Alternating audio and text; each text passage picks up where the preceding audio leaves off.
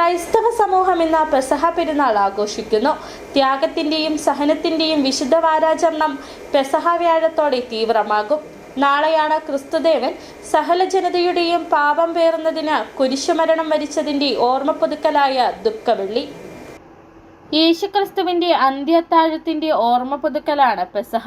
വലിയ നോമ്പിന്റെ പ്രധാന ദിവസങ്ങളിൽ ഒന്നുകൂടിയാണ് പെസഹ. അന്ത്യത്താഴവേളയിൽ യേശുക്രിസ്തു ശിഷ്യന്മാരുടെ പാദങ്ങൾ കഴുകി ചുംബിച്ചതിന്റെ ഓർമ്മ പുതുക്കി എല്ലാ പള്ളികളിലും കാൽക്കഴുകൽ ശുശ്രൂഷയും നടന്നു. കുടുംബങ്ങളിൽ വൈകുന്നേരം പെസഹ അപ്പം മുറിക്കും.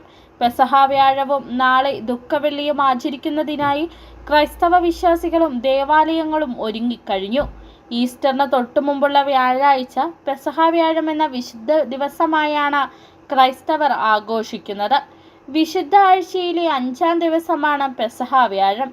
യേശു തൻ്റെ അപ്പോസ്തലന്മാരുമായിട്ടുള്ള അന്ത്യത്താഴത്തിൻ്റെ ഓർമ്മയ്ക്കായാണ് ഈ ആചാരം അനുഷ്ഠിച്ചു വരുന്നത്.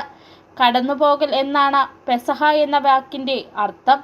ക്രിസ്തുവിൻ്റെ ശരീരവും രക്തവും അപ്പവും വീഞ്ഞുമെന്ന രൂപത്തിൽ നൽകുന്ന ചടങ്ങ് തുടങ്ങിവെച്ചത് പെസഹ വ്യാഴാഴ്ചയാണ്. ക്രൈസ്തവരെ സംബന്ധിച്ച് ഇത് വളരെ പ്രധാനപ്പെട്ടൊരു ദിവസമാണ്. ദേവാലയങ്ങളിൽ അർപ്പിക്കുന്ന വിശുദ്ധ കുർബാനയുടെ ആരംഭവും പെസഹയായാണ് കണക്കാക്കപ്പെടുന്നത്. പെസഹ വ്യാഴത്തിൽ പെസഹ അപ്പം അഥവാ ഇന്ദ്രിയപ്പം ഉണ്ടാക്കുന്നു.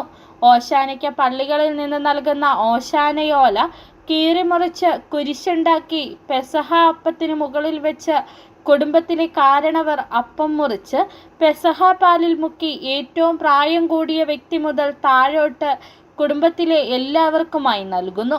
ദുഃഖവെള്ളിയാഴ്ചയായ നാളെ കുരിശിന്റെ വഴിയും പ്രത്യേക പ്രാർത്ഥനകളും നടക്കും. News desk city vision.